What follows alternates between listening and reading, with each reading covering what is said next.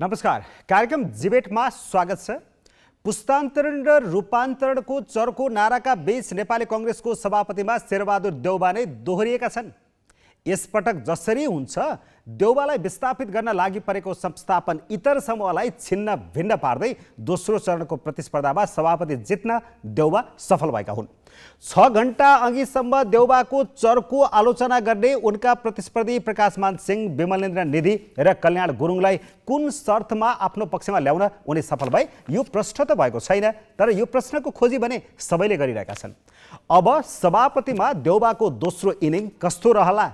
उही अस्तव्यस्त, भद्रगोल अनि दिशाहीन कांग्रेसको निरन्तरता होला कि साँच्चै परिवर्तित परिस्थितिलाई दिशा निर्देश गर्न सक्ला?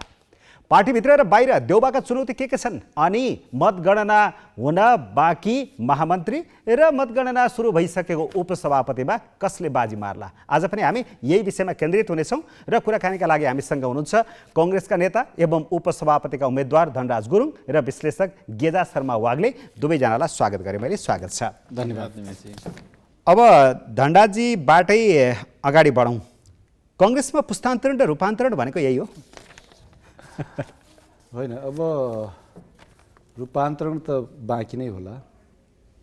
पुस्तान्तरणकै कुरो गरौँ। पुस्तान्तरण यही हो? पुस्तान्तरण चाहिँ नि यो त होइन भन्ने मलाई लाग्छ। अब 77 वर्ष पुग्नु भएको छ, तर वर्षले त खासै असर गर्दैन भन्छन्। तथापि के हो भन्दाखेरि राजनीतिमा जति चाहिँ नि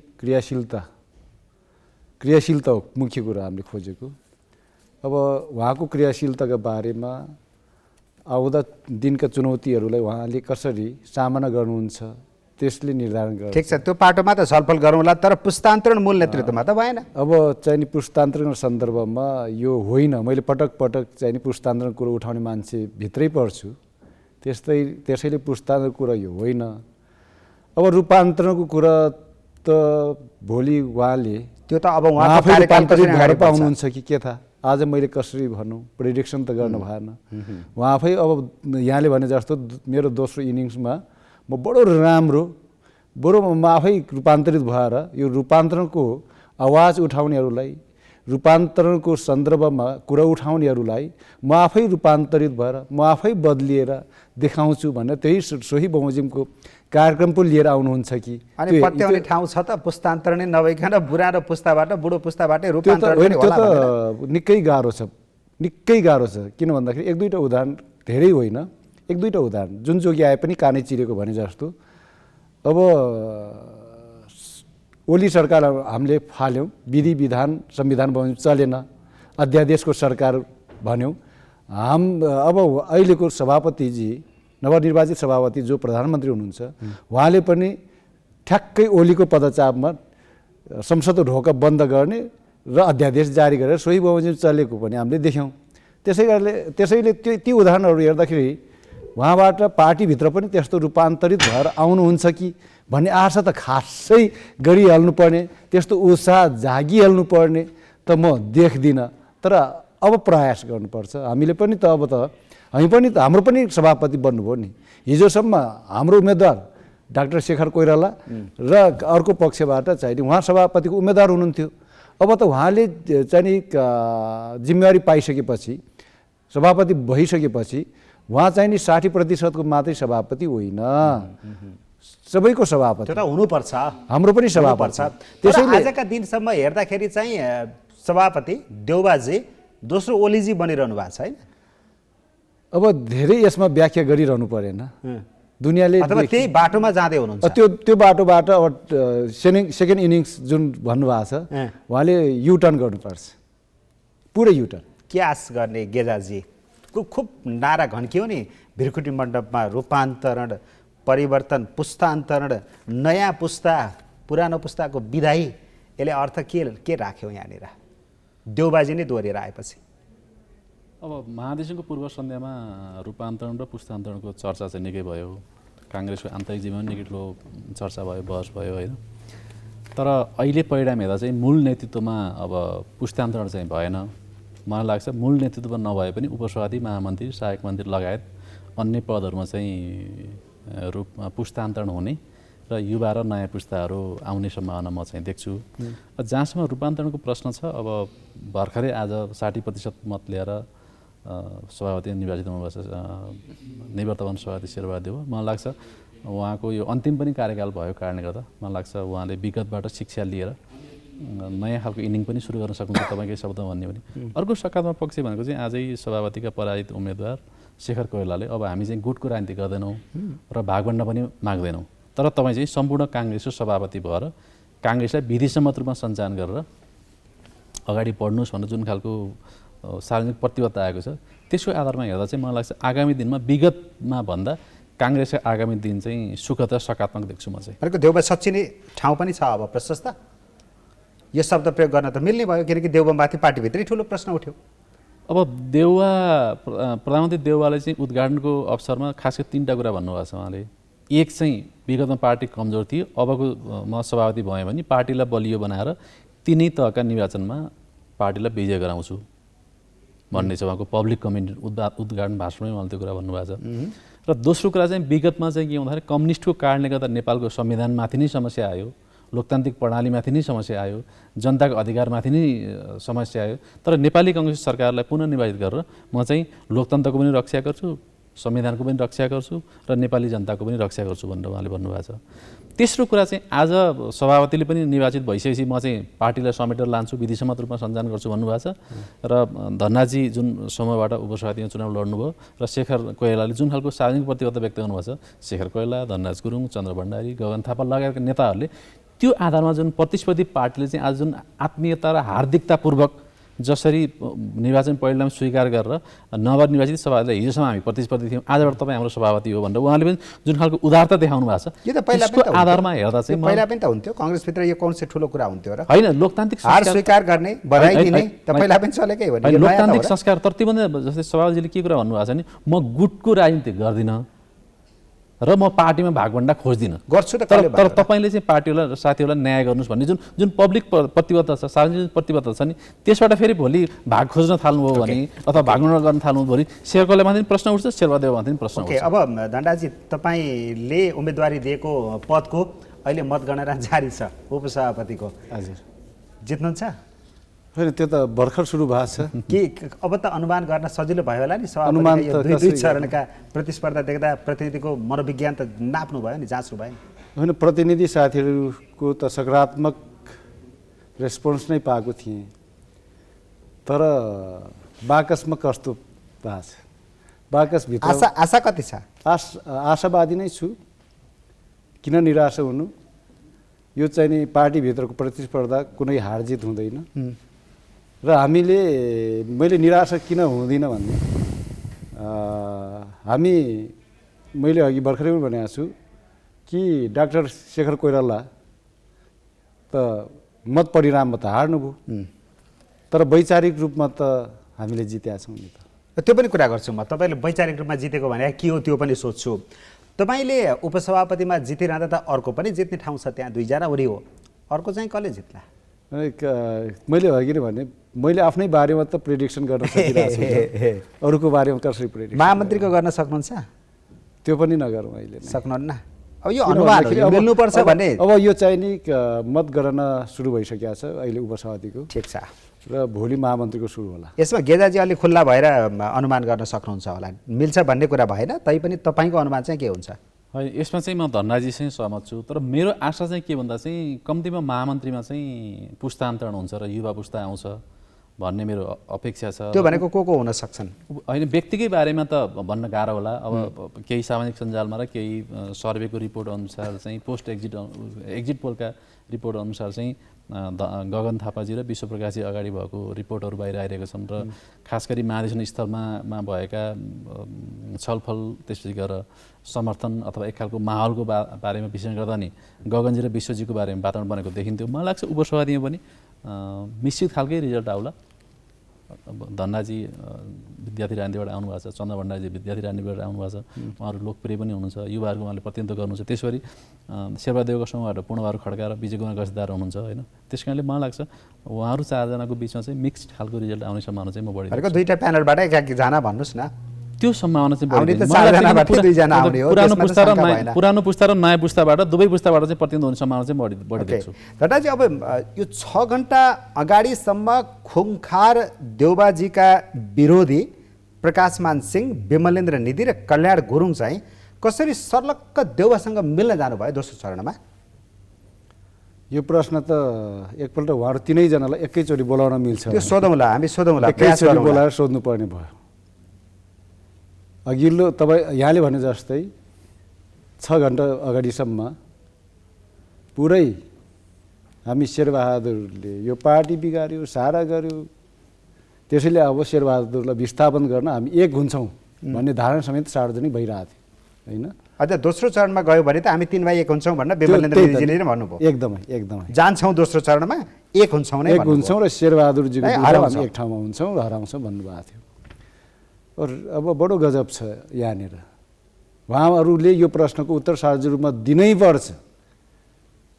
अघिल्लो दिनसम्म चाहिँ नि पार्टी बिगारेको शेरबहादुर देउवा भोलिपल्ट बिहान उठ्दाखेरि त्यही शेरबहादुर देउवा पार्टी बनाउने नेताको रूपमा कसरी उहाँहरूको मानसपटलमा कसरी आइपुग्यो, यो प्रश्न उहाँहरूले प्रश्न पार्नै पर्छ। यो प्रश्न हरेकले जिज्ञासा हरेकको मनमा जिज्ञासा छ। त्यस कारणले गर्दाखेरि उहाँले के भन्नुभयो विगतमा, पुरै पार्टी बिगाऱ्यो, चलाउन सकेन, विधिको शासन चलेन, के बाँकी राख्नुभयो? केही पनि बाँकी भन्नलाई। छैन उहाँहरूको भनाइमा। अब त्यही प्रश्न उहाँहरूलाई अब राख्नुपर्ने भएको छ, के त्यस्तो रातारात म्याजिकल्ली चेन्ज भयो? तपाईँहरूलाई त थाहा होला नि, सर्पका खुट्टा सर्पले देख्छ भने जस्तै। होइन, हामी त्यस्तो धुर्त कहाँ हौँ र? अरूलाई म धुर्त त भन्दिनँ, तर म त्यति धेरै धुर्त कहाँ छु र कि चाहिँ नि रातारात एउटा मान्छे एकदमै विकृत रूपको मान्छे भोलिपल्ट बडो सज्जन भएको त मेरो नजरले त्यस्तो परिवर्तन गर्नै सक्दिनँ म।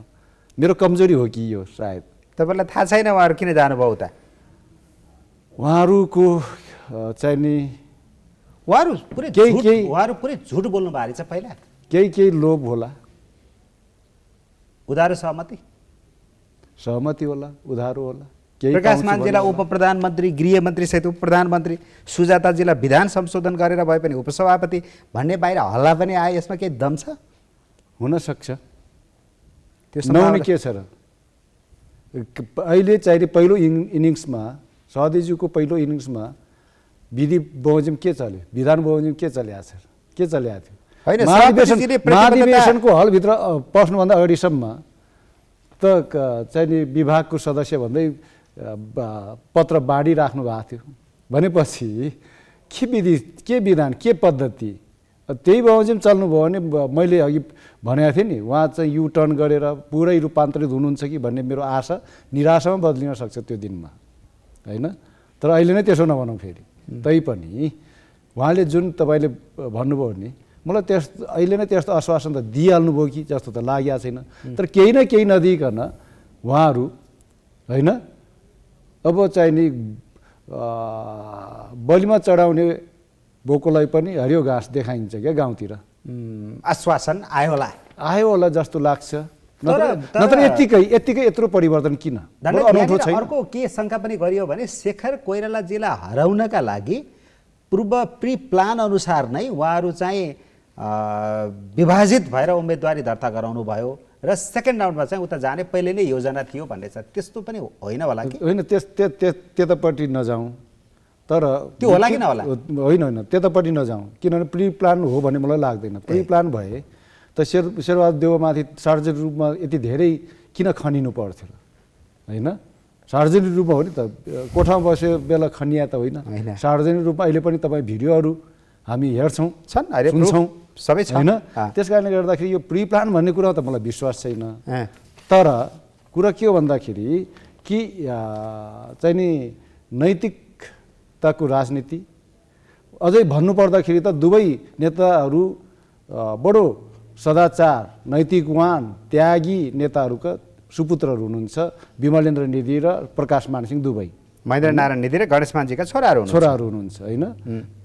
त्यागका प्रतिमूर्ति, निष्ठाका प्रतिमूर्ति, के जोड्नुपर्छ सबै जोड्दाखेरि पनि पुग्दैन।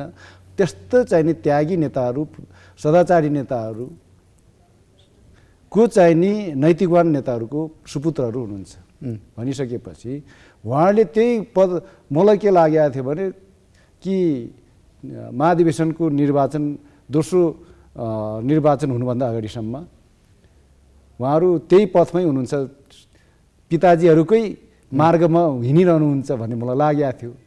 तर उहाँहरूले जब त्यो मार्ग छोडेपछि त्यो सदाचारको, निष्ठाको, त्यागको परिभाषा नपढाइकन उहाँहरू स्वर्गवास हुनुभएको रहेछ। सुपुत्रहरूलाई पढाउनु पर्थ्यो नि त, कम्तीमा पनि पढाउन बिर्सिनु भयो कि उहाँहरूले पढाउँदा पढाउँदै चाहिँ पढ्न नजाने हुन् कि।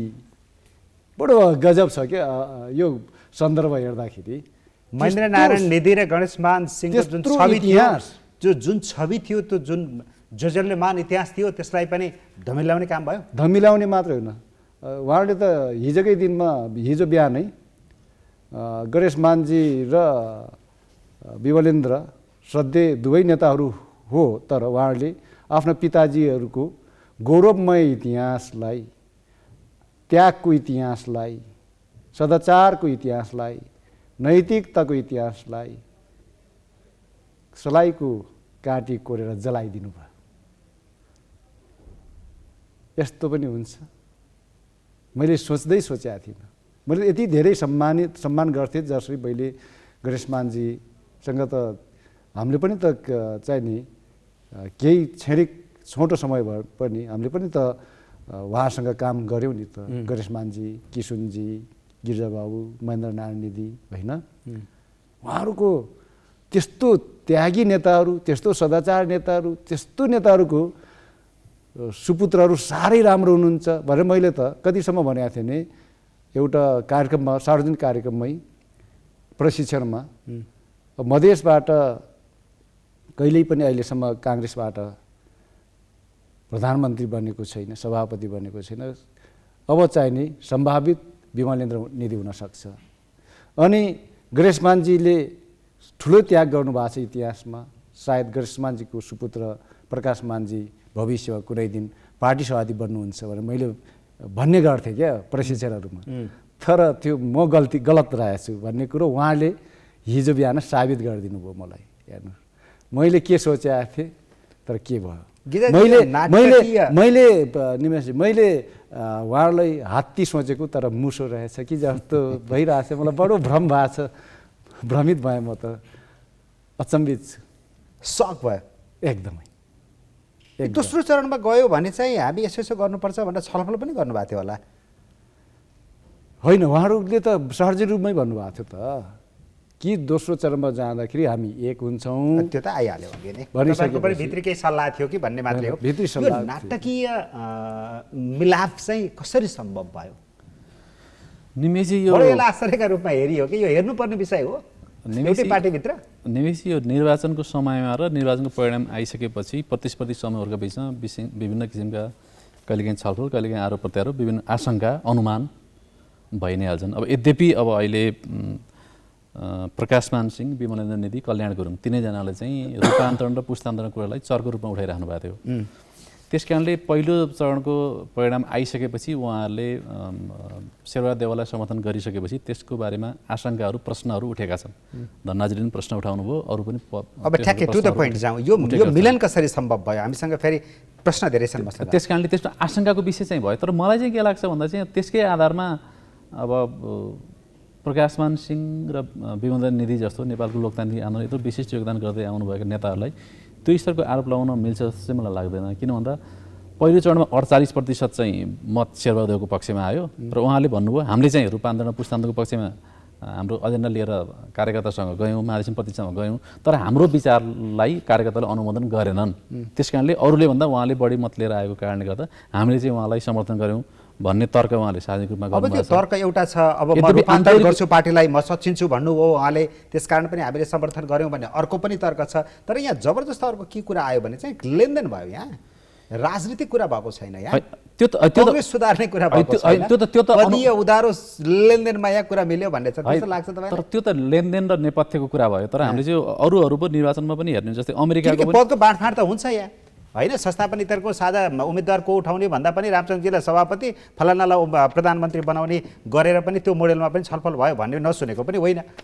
यस्तो हुन्छ, नेपाली कङ्ग्रेसभित्र धेरै नेताहरू छन्, धेरै कार्यकर्ताहरू छन्, त्यस कारणले नेता र कार्यकर्ताको मूल्याङ्कन गरेर उचित जिम्मेवारी दिनुको त आफ्नो ठाउँमा रहि नै हाल्छ होइन। यताको समूह पनि थियो, उताको समूह पनि रहला होइन। तर अब अन्तर्राष्ट्रिय अभ्यासको हिसाबले पनि हेर्ने हो भने चाहिँ जस्तै अमेरिकाको इलेक्सनमा पनि जस्तो सपोज प्राइमरी भयो, डेमोक्रेटिक पार्टीको होला कि रिपब्लिकन पार्टीको होला, तर त्यहाँ चाहिँ कि त जो कम मत आउँछ उसले चाहिँ त बढी मत आउने उम्मेदवार मेरो चाहिँ समर्थन पाइनँ मैले कार्यकर्ताको अथवा पिपुलको, त्यस कारणले कि हाम्रो समूहबाट जसले बढी मत ल्यायो म उसैलाई सपोर्ट गर्छु भनेर राष्ट्रपतिको नोमिनी हुने प्रक्रिया सबैभन्दा बढी मत ल्याउनलाई सपोर्ट गर्ने त्यो चाहिँ नेचुरल हो, त्यो चाहिँ प्राकृतिक हो। त्यस कारणले त्यो तर्क चाहिँ मलाई तर्कपूर्ण लाग्छ। यद्यपि आन्तरिक रूपमा के लेनदेन भयो अथवा आन्तरिक रूपमा के कुरा भयो भन्ने कुरा चाहिँ कि त त्यो उहाँलाई पनि सोध्नुपर्ने भयो, नत्र पनि बाँकी चाहिँ अनुमानको विषय मात्रै भयो। तर कतिपय हिसाबले त्यो प्रश्न चाहिँ उठेको छ, त्यसको बारेमा चाहिँ उहाँले आफ्नो धारणा स्पष्ट रूपमा राख्न चाहिँ जरुरी छ। तर जसरी आलोचना गर्नुभएको थियो, जसरी तिक्तता पोख्नु भएको थियो, त्यसरी सर्लक्कै त्यहाँ जान चाहिँ कति सजिलो भएको हो, किन सजिलो भएको हो, यो के अचम्म भएको हो भनेर मात्रै प्रश्न उठेको। त्यसो प्रश्न चाहिँ उठेको छ, त अनुमानको विषय चाहिँ भयो, तर त्यसमा क्ल्यारिफाई गर्न कुरा छैन। त्यो उहाँहरूले नै भन्नु होला यहाँ, अब विगतले देखाउला, अब आउने कुराले देखाउला होइन भविष्यले। प्रधानमन्त्रीमा देउबाजी नभएको भइदिए, अहिले सत्तामा देउबाजी नभइदिएको भए यो नतिजा उल्टिन सक्थ्यो। हेर्नुहोस्, स्वाभाविक रूपमा मान्छेहरू सबै त होइनन्, केही मान्छेहरूमा के पनि हुँदो रहेछ भने सत्तामाबाट प्रभावित हुने, मन्त्री पाइहालिएला होइन, आदि इत्यादि के पाउनुपर्ने पाइहालिएला भन्ने पनि स्वभाव मान्छेमा निश्चित रूपमा हुन्छ। सबै एकदमै सदाचारको बाटोमा हिँड्ने भए त यो परिणाममै आउने थिएन नि त। त्यस कारणले गर्दाखेरि मेरो सिधा प्रश्न थियो, सत्ता र शक्तिको प्रभाव यो महाधिवेशनमा पर्यो कि परेन? तपाईँ नपर्ने त कुरै भएन नि, नपर्ने त कुरै भएन। नत्र होइन भने त्यत्रो चाहिँ डडेलधुरादेखिको घटनाक्रम हेर्दै जानु आउनुहोस् न, के भयो होला। सत्ता र शक्तिको पनि दुरुपयोग भयो, एकदमै दुरुपयोग भएको छ यहाँ। प्रधानमन्त्री यदि देउबाजी हुनुहुन्थेन भने चाहिँ अहिले सभापतिमा जित्दा गाह्रो थियो, धेरै गाह्रो हुन्थ्यो। गेजाजी तपाईँलाई लाग्छ त्यो? त्यो प्रश्न चाहिँ काल्पनिक प्रश्न भयो होइन। उहाँले प्रधानमन्त्री हुनुहुन्छ, प्रधानमन्त्री नभएको भए के हुन्थ्यो भन्ने कुरा चाहिँ त्यो एउटा काल्पनिक प्रश्न, त्यो काल्पनिक होला। तर अहिले चाहिँ तर यो ठोस प्रश्न हो नि त। परोक्ष रूपमा चाहिँ परेको हुनसक्छ र कतिपय पार्टीका नेता र कार्यकर्ताहरूलाई चाहिँ अफर गर्ने पोजिसनमा चाहिँ शेखर कोइराला अथवा संस्थापन इतर पक्षभन्दा संस्थापन पक्ष चाहिँ त्यो कतिपय पदमा चाहिँ अफर गर्न सक्ने पोजिसनमा चाहिँ पार्टीको पनि सभापति र प्रधानमन्त्री पनि भएको कारणले गर्दा र कतिपय व्यवस्थापन गर्ने त्यो सुविधा उहाँलाई भएको कारणले गर्दा त्यसको प्रभाव परेको चाहिँ हुनसक्छ। तर त्यही नै निर्णायक हो भन्ने चाहिँ होइन मेरो विचारमा। ओके, अर्को कुरालाई नेताहरू जो प्रतिस्पर्धी हुनुहुन्थ्यो, जसरी उहाँहरू युटर्न भएर त्यहाँ जानुभयो, उहाँहरूको बारेमा अझै कुराहरू खुल्दै जाला। अब भोट हाल्ने त प्रतिनिधिले थियो नि त, उहाँसँग थियो नि त सर्वाधिकार त। ती प्रतिनिधिहरूले फेरि किन सोच्नु भएन? अघिल्लो दिनसम्म यस्तो होइन है भनेर भनेका नेतालाई पत्याएर हो त्यो होइन तपाईँलाई नै हो भनेका प्रतिनिधिले अर्को दिन त्यही नेताले फेरि होइन उहाँ नै ठिक हो भन्दाखेरि उहाँलाई नै हो भन्दै भोट हाल्न जानुको कारण के? त्यही त, यो हामीले सोच्नु पर्ने थियो। हामीले निश्चित रूपमा महाधिवेशन प्रतिनिधिहरू भनेका नेता हुन् र नेताहरूले विवेक प्रयोग गर्छन् भन्ने मलाई लागेको थियो। तर अहिले पनि हामी विवेकको बन्धक राख्दा रहेछौँ भन्ने कुरा देखिन्छ। अनि ती प्रतिनिधिले होइन नारा लाउने रूपान्तरण पुस्तान्तरण नयाँ पुस्ता अघिल्लो दिनसम्म चाहिँ नि रूपान्तरण पुस्तान्तरण अनि भोलिपल्टदेखि चाहिँ नि यथास्थितिवादमा हस्तान्तरण। बडो गजब छ। प्रतिनिधिमा पनि तपाईँहरूलाई विश्वास नरहने होइन, विश्वास भन्दा पनि यस्तो हुन्छ। अब सार्वभौम प्रतिनिधि अब तपाईँको मैले अघि नै भनिसकेँ, अब त्यत्रो त्यागी नेताहरूको चाहिँ नि सुपुत्रहरूको त त्यस्तो बिल्ली बाठ देखियो नेपाली राजनीतिक इतिहासमा, यो भन्दा के हुन सक्छ?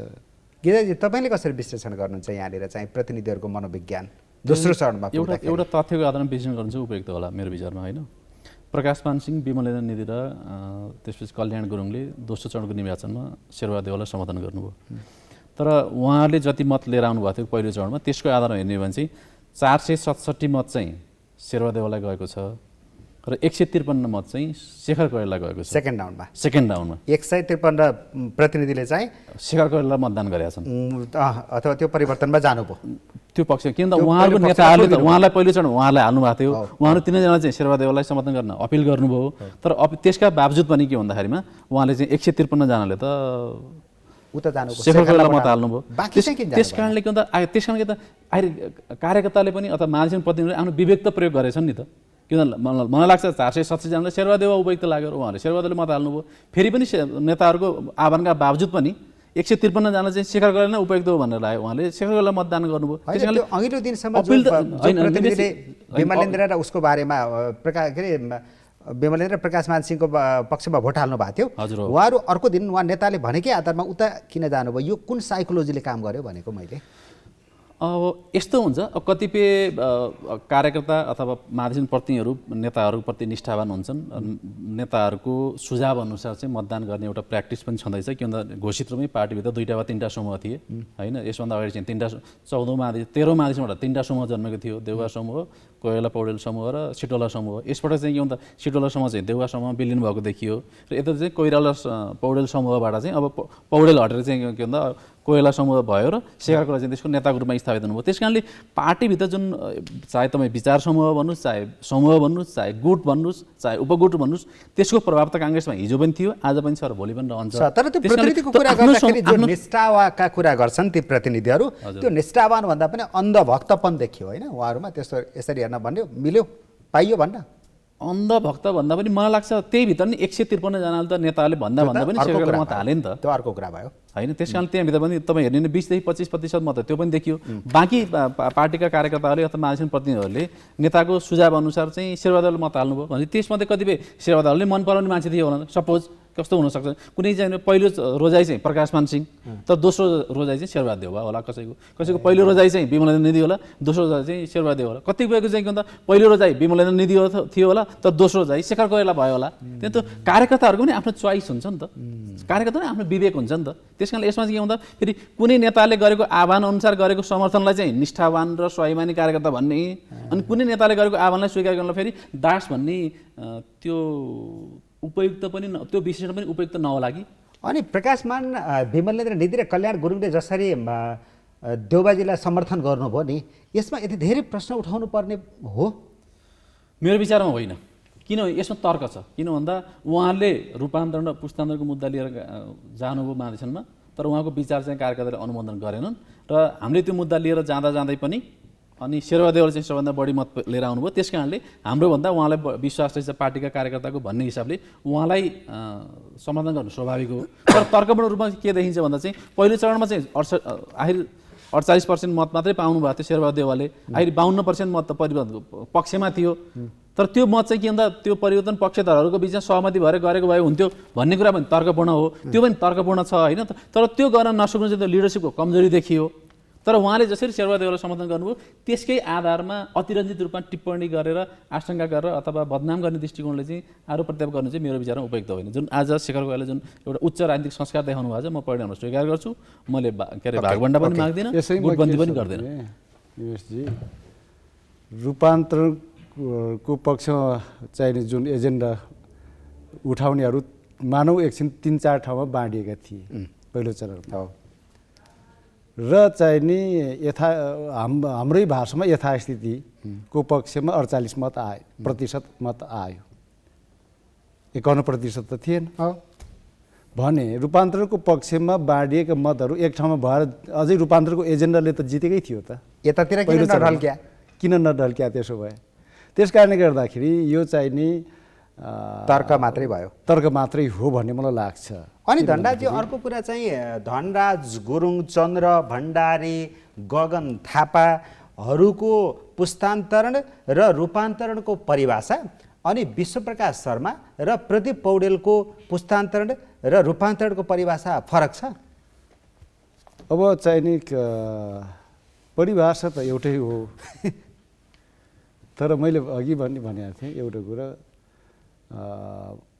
मान्छेले जे बोल्छ त्यो गर्नुपर्छ पालना गर्न नसक्ने कुरा मेरो सिधा प्रश्न तपाईहरुको एउटै किताबमा किन आउनु भएन विश्वप्रकाश र प्रदीप पौडेलहरु सिधै उत्तर नयाँ पुस्ता जो तपाईहरु हुनुहुन्छ सिधै उत्तर दिइराखेका छु गर्न नसक्ने कुरा बोल्नु हुँदैन राजनीति गर्ने नेताले। उहाँहरूको कुरा मात्रै रहेछ। होइन उहाँ या त्यहाँ म केही भन्दिनँ, एउटा मात्रै वाक्य प्रयोग गरिराखेको छु मैले, धनराज गुरुङले आफूले गर्न नसक्ने कुरा मैले बोल्न हुँदैन, मैले यति जान्दछु, अरूको बारेमा म टिप्पणी गर्दिनँ। त्यसो भए उहाँहरूले पुस्तान्तरण र रूपान्तरण चाहनु भएको रहेनछ? फेरि पनि मैले त्यही दोहोऱ्याइराखेको छु, मैले गर्न नसक्ने कुरा, व्यवहारमा उतार्न नसक्ने कुरा मैले बोल्न हुँदैन, यति मात्रै म जान्दछु। नत्र होइन भने त चाहिने यो खाली पदकै लागि कुद्ने भए त कुनै एका समयमा धनराज गुरुङलाई मन्त्री पदको अफर पनि आएको थियो, तर म त आफ्नो जहाँ उभिएँ त्यहीँ उभिरहेँ। बस पदको पछाडि दौड्न हुन्न मान्छे, निष्ठाको स्वाभिमानको बाटोमा हिँडिरहनुपर्छ। तपाईँलाई मन्त्री पदको अफर चाहिँ अहिले नै थियो कि अलि पहिलाको कुरा गर्नु? अलि पहिलाको कुरा। अनि रामचन्द्र पौडेल र शशाङ्कजीको पनि त कुरा गरौँ न। उहाँहरूले पनि देउबाजीको विरोध गरेर त थाक्नु न, त्यो सबभन्दा बढी विरोध गर्ने त रामचन्द्रजी हुनुहुन्थ्यो, तर खै त कतै पनि खुल्नु भएन, भोट पनि माग्नु भएन, न कि उहाँ आफू पनि भोट हाल्न जानुभयो। यो के गरे उहाँहरूले? त्यही भएर त हामीले वैचारिक रूपमा हाम्रो विजय भएको छ, जित भएको छ। अघि भने नि मैले एकपल्ट, अब 5 वर्षसम्म लगातार यो भएन त्यो भएन भन्दै अगाडि बढ्ने, अन्तिममा आएर आफूले नपाएको बेलामा अब चाहिँ नि बिस्तर लगाएर लुपुक्क सुत्ने भएपछि त्यो के को किन भएन, त्यो भएन, यो भएन किन भनिरहनु? त्याग गर्नुभएको हो अरे त उहाँहरूले? खोइ त्यस्तो त कहीँ देखिनँ त मैले। त्याग गरे होइन? त्यागको परिभाषा त्यस्तो हुन्छ र? किन उहाँहरूले सभापतिमा उठ्नु भएन, छोडिदिनु भयो अरूलाई, सबै मिलेर जानुहोस् है, झगडा नगर्नुहोस् है भन्नु? होइन, धेरै व्याख्या नगरौँ। अब उहाँहरू सम्मानित नेताहरू नै हुनुहुन्छ, सम्मानित नेताहरूले सम्मानित भएर बस्नुपर्छ होइन, तर त्याग चाहिँ होइन। सम्मानित रूपमै बस्नुहोस् भन्ने हाम्रो भनाइ हो, हाम्रो आग्रह हो, हार्दिक आग्रह गरिराखेका छौँ होइन। अब योभन्दा बढी उहाँहरूलाई केही भनिरहनु आवश्यक छैन। राजनीतिमा त्यति धेरै उदासीनता पनि देखाउनु हुँदैन र राजनीतिमा आत्तिन पनि हुँदैन। अब त्यत्रो वर्ष जेल खानुभएको चाहिँ नि रामचन्द्र दाई होइन, अब चाहिँ नि त्यत्रो राजनीतिको एउटा गर्वबाट जन्मिएको शशाङ्क कोइरालाका बारेमा धेरै टिप्पणी नगरौँ। मैले अघि नै पनि भनेको थिएँ नि, विमलेन्द्र र प्रकाश मानका बारेमा धेरै टिप्पणी गर्न हुन्न, तर एउटा विषय के भन्दाखेरि राइट टाइम राइट डिसिसन गर्न नसक्ने नेता हुन सक्दैन, यति मात्र बोल्छु म अहिले तपाईँसँग। राइट टाइम राइट डिसिजन गर्न नसक्ने नेता हो र? नेताको दौडबाट बाहिरिनु भयो अब नेता मानिरहनु के कारण? धनराज गुरुङले कुनै दिनमा राइट टाइममा राइट डिसिसन गर्न सक्दैन भने धनराज गुरुङलाई किन मान्ने? ओके गेजाजी, अब शेखर कोइरालाको राजनीतिक भविष्य कस्तो देख्नुहुन्छ? अब उहाँ उदाउँदै अगाडि जानुहुन्छ के यति हो? मलाई चाहिँ के लाग्छ भन्दा 13औं महाधिवेशनमा जुन पौडेल कोइराला समूहको एउटा समूह जन्मियो, त्यो समूहमा 3-4 जना नेताहरू हुनुहुन्थ्यो होइन, रामचन्द्र पौडेल, शेखर कोइराला, शशाङ्क कोइराला, प्रकाश मान सिंह होइन, धनराज गुरुङ, चन्द्र भण्डारी लगायत सबै नेताहरू हुनुहुन्थ्यो त्यहाँ होइन। तर अहिले चाहिँ के भन्दा त्यो समूहबाट चाहिँ अब चाहिँ शेखर कोइराला नेताको रूपमा स्थापित हुनुभयो, त्यो पनि 40% मत लिएर आएर।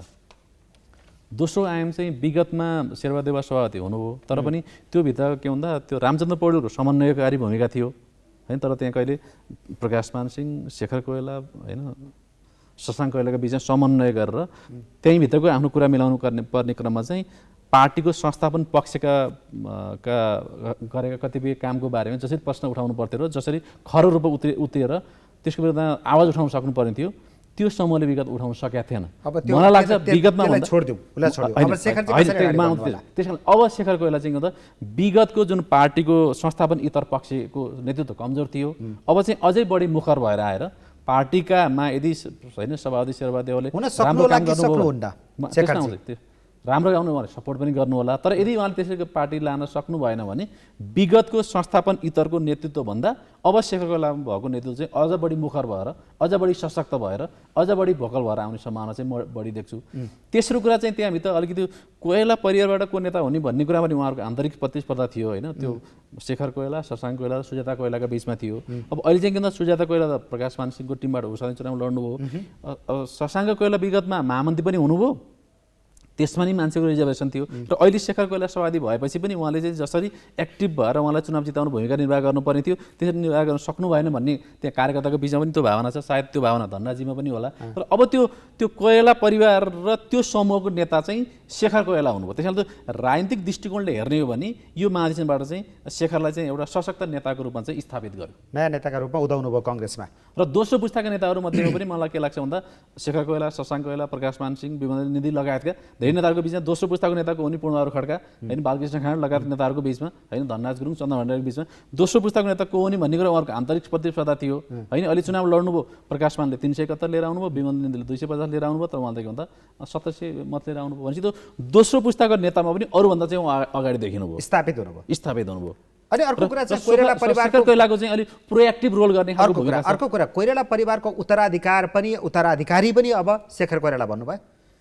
त्यो प्रकारान्तले त्यस्तो दिन्छ। त्यो वैचारिक किनकि शशाङ्क रिङबाट बाहिरिनु भयो, सुजाताजी बाहिरिनु भयो, किन 62 अब त त्यो लेगेसीलाई बोकेर त शेखरजी आउनुभयो। किन 62-63 को आन्दोलनको भूमिका पनि शेखर कोइरालाको बढी भूमिका थियो र त्यो विचारलाई पनि शेखर कोइराला एउटा लिगेसीको रूपमा अगाडि बढाउनु भएको थियो। र अहिले पनि के भन्दा यो समूहको पनि र यो परिवारको पनि नेता शेखर कोइराला हुनुभयो र त्यो लिगेसीलाई पनि उहाँले चाहिँ नियन्त्रण दिन चाहेको देखिन्छ। त्यस कारणले शेखर कोइरालाको राजनीतिक एउटा नेताको रूपमा उदय चाहिँ भयो। यद्यपि उहाँ चाहिँ धेरै अग्नि परीक्षा खाइन बाँकी छ। अहिले त मत पाउनुभयो, तर उहाँ अहिलेसम्म मन्त्री पनि हुनुभएको छैन, पार्टीको पदाधिकारी पनि हुनुभएको छैन, उहाँ पार्टीको केन्द्रीय सदस्य मात्रै हुनुहुन्थ्यो होइन। तर पार्टीको त्यत्रा सिनियर नेताहरूलाई पनि उहाँले चुनौती दिएर एउटा सभापति चुनाव लडेर यो स्थान हासिल उहाँले गर्नुभयो होइन। तर उहाँको अग्नि परीक्षा चाहिँ अब वास्तविक रूपमा चाहिँ अब देखिन्छ। अबको शेखरजीको कुरा गर्दाखेरि धन्डाजी उहाँले अहिलेको चुनावी नारा त एकपटक यसै पटक भन्नुभएको छ।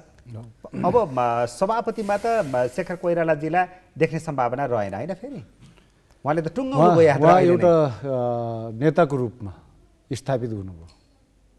नेताको रूपमा स्थापित भइसकेपछि सभापति बन्नुहोस् नबन्नुहोस् त्यो ठुलो कुरो होइन, त्यो ठुलो कुरो होइन। गणेशमान चाहिँ कहिल्यै सभापति बन्नु भएन, तर हरेक कार्यक्रममा, हरेक मञ्चको ब्याक ब्यानरमा अथवा हरेक मञ्चको अगाडि चाहिने हामीले चाहिने जुन फुल चढाउँछौँ गणेशमानजीको फोटो सबै सभापतिको लाइनमा हुन्छ।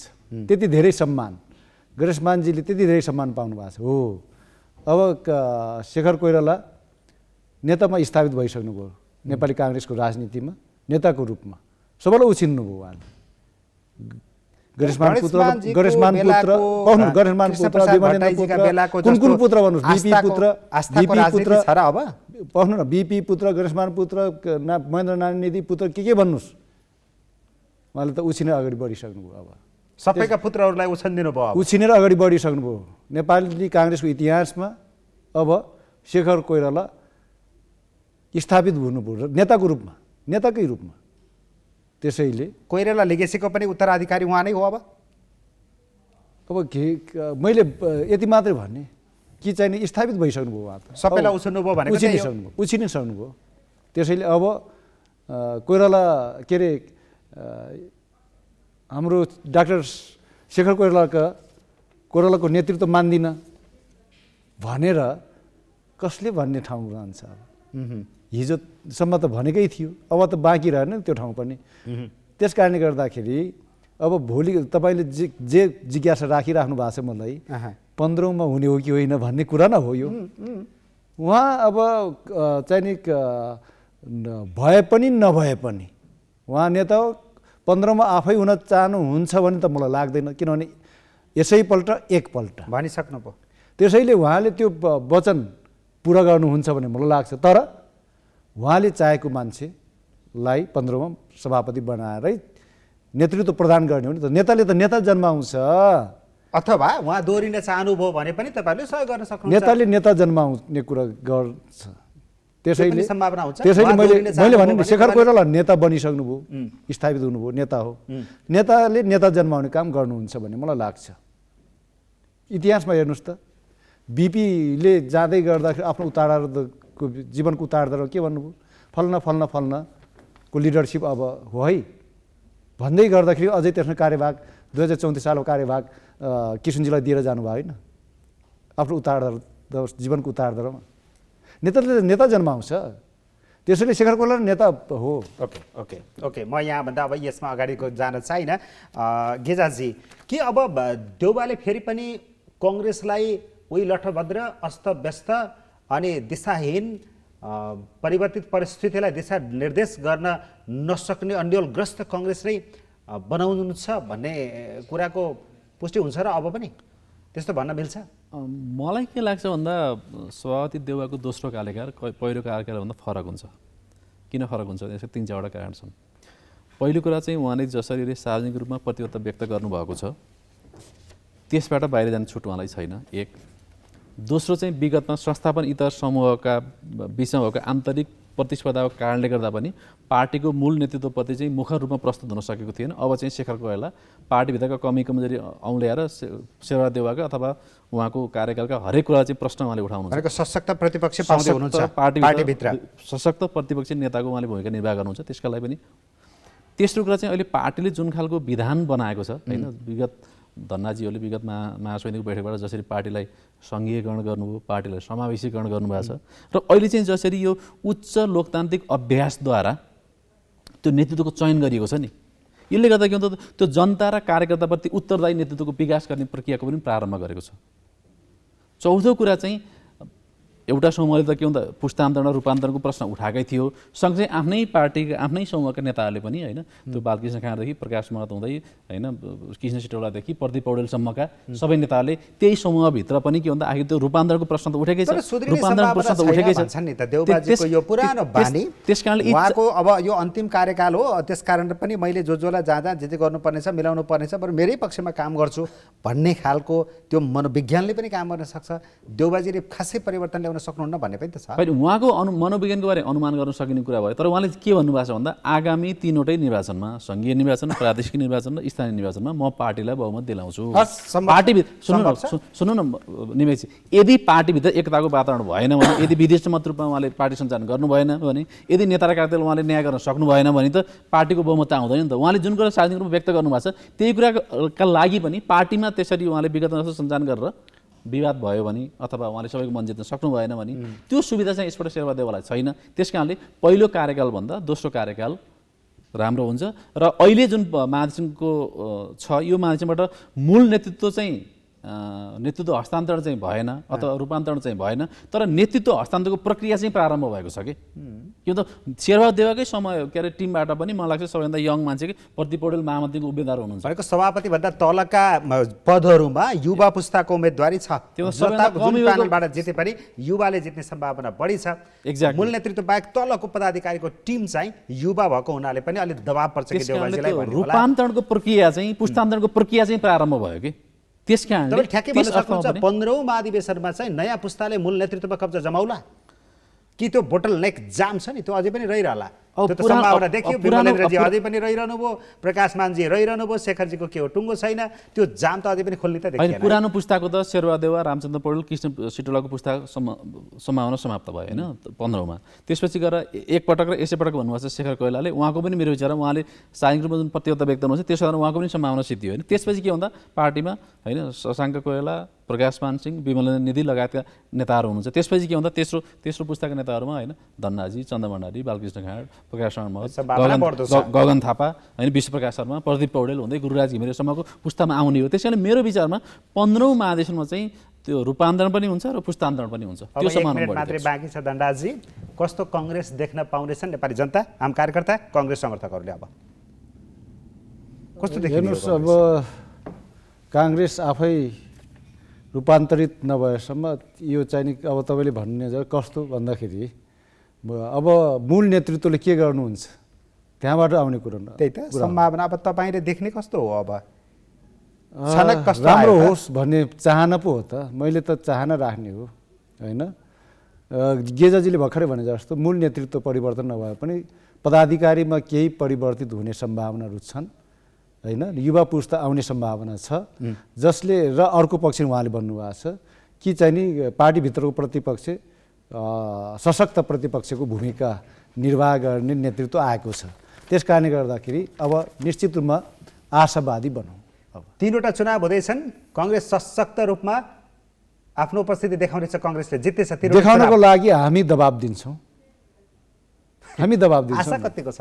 होइन, हामी यति धेरै दबाब दिन्छौँ कि हिजो चाहिँ नि उहाँले भने जस्तो अलिक कमजोर ढङ्गबाट उठायौँ कि हामीले प्रस्तुत भयौँ कि हामीले पनि रियलाइजेसन गरिरहेकै छौँ। त्यस कारणले गर्दाखेरि अब हामीले शेखर कोइरालाको नेतृत्वमा सशक्त ढङ्गबाट पार्टीको कमी कमजोरीलाई राख्ने, पार्टीभित्रै राख्ने, त्यसपछि दबाब दिने अनि त्यसपछि गलत भएको कामलाई सच्याउन लगाउने, त्यो नि त हाम्रो काम अब।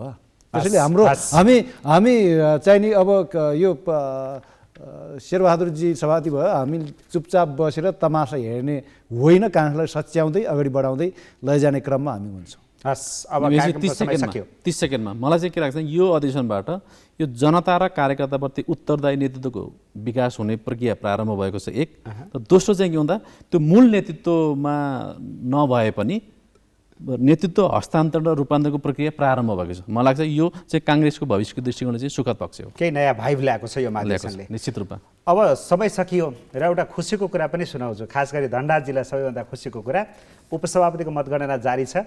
अहिलेसम्म 300 मत काउन्ट भइसकेको छ, गणना भइसकेको छ। सबैभन्दा धेरै मत तपाईँले प्राप्त गर्नुभएको छ। सेकेन्डमा पूर्णबहादुर खड्का हुनुहुन्छ।